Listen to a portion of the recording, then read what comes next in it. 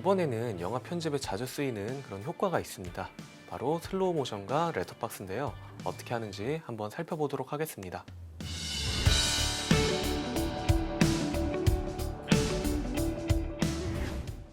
이번에는 영화에서 자주 쓰이는 효과인 슬로우 모션에 대해서 다뤄보도록 하겠습니다.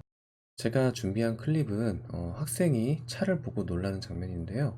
한번 그냥 원래 속도로 재생해 보도록 하겠습니다. 네, 이 장면이 너무 빨리 지나가서 학생이 놀라는 모습을 잘 살릴 수가 없었죠. 이 장면을 조금 느리게 재생을 해보도록 할게요. 먼저 이 클립을 선택하시고 마우스 우클릭 그래서 연결 해제를 해줍니다. 그러면 이렇게 비디오랑 오디오랑 같이 선택을 되던 게 이렇게 따로따로 독립적으로 선택되는 걸 확인할 수 있었습니다. 보통 우리가 슬로우 모션 효과를 준다고 하면은 비디오에만 주는 경우가 많아요. 오디오에도 슬로우 모션 효과를 주면은 오디오가 굉장히 느려지고 좀 피치가 낮아지고 좀 이상한 음이 들리는 경우가 많아서 비디오만 슬로우 모션을 주기 위해서 이렇게 연결 해제를 했습니다. 네, 이렇게 비디오 클립을 선택하시고 마우스 우클릭을 한 번 더 해줍니다. 네, 여기 중간 부분에 속도 지속 시간이 있는데요. 이거를 체크를 해줍시다. 네, 그러면 이 비디오 속도를 조절할 수 있는데요. 이 숫자가 낮아지면 낮아질수록 영상이 느리게 재생이 되는 거고요. 이 숫자가 뭐 200, 300 이런 식으로 높아지면은 영상이 빨리 재생이 되는 거예요. 근데 우리는 슬로우 모션 효과를 얻어야 하기 때문에 한 40 정도를 주도록 하겠습니다. 그 다음 이 부분은 다 체크하실 필요가 없는데요. 일단 설명을 드리면 뒤로 재생을 누르면은 이게 역으로 재생이 됩니다. 그 다음 오디오 피치 유지는 이제 오디오에 대한 그런 편집이고요. 그 다음 세 번째 잔물결 편집 후행 클립 이동은 이거는 뒤에 클립이 있을 때 뒤에 클립을 이동시킬 거냐 말 거냐에 대한 그런 설정입니다. 이것도 체크 안 하시면 되고요. 시간 보관 같은 경우는 이렇게 세 가지가 있는데 이 중에서 슬로우 모션은 광학 흐름을 많이 쓰는 편입니다. 만약에 이 원본 영상을 뭐 60프레임이나 120프레임 이런 고프레임으로 찍었을 때는 뭐 프레임 샘플링도 상관없는데 그냥 30프레임으로 찍었다 하면은 광학 흐름 이게 좀 유리합니다. 저는 이 영상을 120프레임으로 촬영했기 때문에 그냥 프레임 샘플링으로 설정하겠습니다. 이렇게 되면은 이 영상이 느려지면서 이 영상 클립의 길이가 전체적으로 늘어나는 것을 확인할 수 있었습니다. 네, 한번 재생해 볼게요.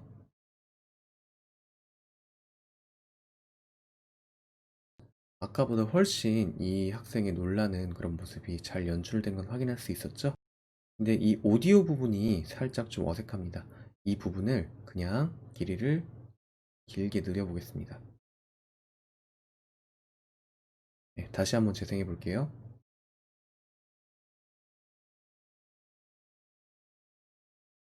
네, 이렇게 영화에서 극적인 그런 효과를 주는 슬로우 모션에 대해서 좀 알아봤습니다. 네, 그 다음으로는 레터박스를 만들어 볼 건데요. 영화를 보실 때 위아래에 검정색 바가 생기는 걸 볼 수가 있습니다. 이 검정색 바는 우리가 평소에 유튜브로 보는 그 영상이랑 이제 영화랑 비율이 달라서 생기는 그런 박스거든요. 네, 그런 블랙바를 활용해서 좀 더 영화가 와이드하게 보이는 그런 효과를 연출해 보도록 하겠습니다. 먼저 프로젝트 패널에서 새 항목을 클릭해 주시면 여기 밑에서 네 번째 색상 매트가 보이실 거예요. 이걸 클릭해 주면 이렇게 비디오 시퀀스에 맞게 이렇게 기본 설정이 나오게 됩니다. 그래서 이걸 확인. 또 색깔도 지금 이제 원하는 색깔이 검정색이니까 또 확인을 눌러주시고 마지막으로 이름. 저는 색상 매트 검으로 설정하겠습니다. 그러면 이렇게 프로젝트 패널에 색상 매트가 생성되는 거 확인하실 수가 있어요. 네, 이 색상 매트를 저는 타임라인 V2 트랙에 이렇게 끌어다 놓겠습니다. 네, 그러면 여기 모니터 패널에 아무것도 보이지 않게 되죠? 네, 이 V2 트랙의 색상 매트가 V1 트랙의 이제 그 미디어를 가리고 있기 때문입니다. 이게 포토샵의 레이어라고 보시면 돼요. 자, 그 다음 이제 우리가 본격적으로 효과를 사용을 해볼 건데요. 효과 지금 탭이 안 보이실 거예요.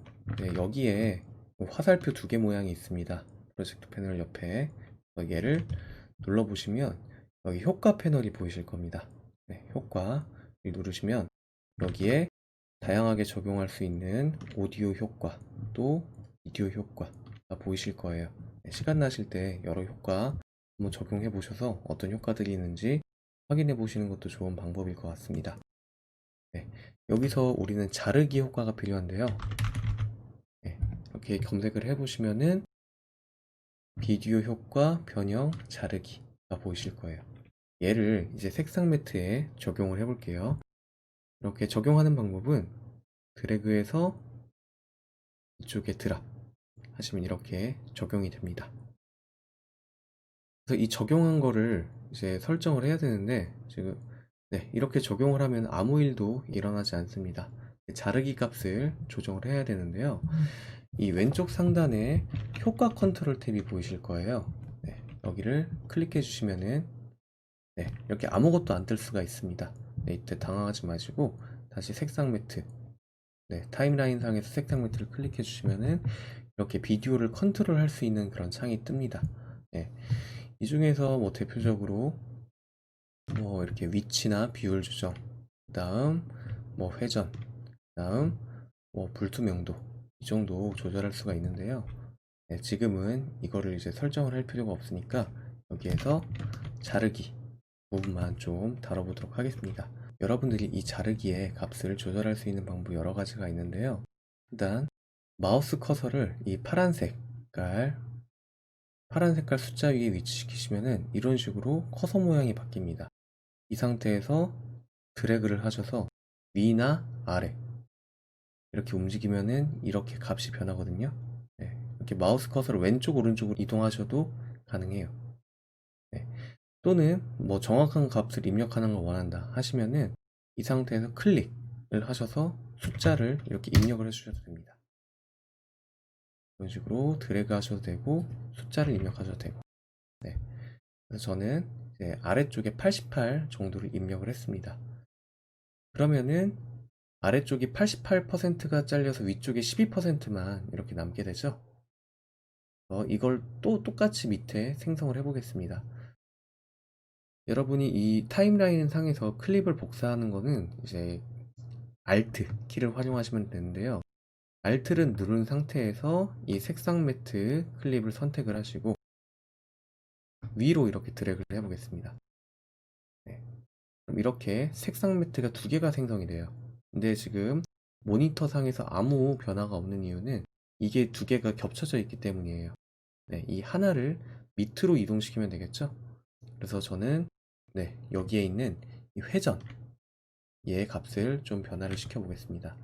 얘도 마찬가지로 네, 마우스 커서를 숫자 위에 올려놓고 이렇게 왼쪽 오른쪽으로 움직여서 밑으로 놔보겠습니다. 네, 정확한 값은 180도가 되겠죠. 그럼 정확히 위아래 대칭 형태로 이렇게 블랙바가 생성되는 걸 확인하실 수가 있었습니다. 한번 재생해 보도록 할게요.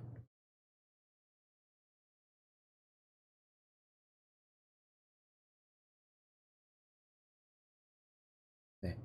만약에 이 블랙바를 보기 싫다 하시면은 여기 밑에 트랙 출력 끄기라는 그런 탭이 있습니다. 이거를 선택해 보시면 이렇게 없는 상태로도 보실 수가 있어요.